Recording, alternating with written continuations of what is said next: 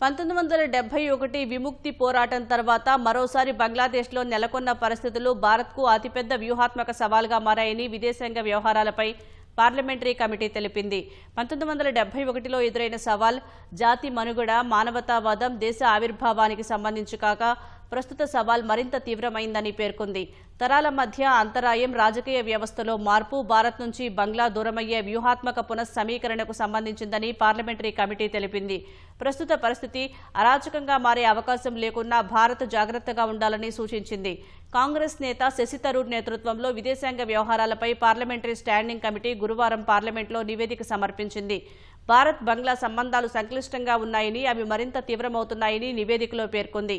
Awami league పతనం, యువతలో పెరిగిన జాతీయవాదం, ఇస్లామిస్టుల పునఃప్రవేశం, బంగ్లాపై చైనా, పాక్ ప్రభావం తీవ్రమవటం వంటి కారణాలతో సమస్య జటిలమైందని వివరించింది.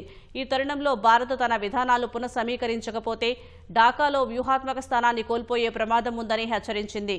బంగ్లాలో ఎన్నికల షెడ్యూల్పై అనిశ్చితి, మానవ హక్కుల సమస్యలు, ఆర్థిక, రాజకీయ అస్థిరతలను ప్రస్తావించింది.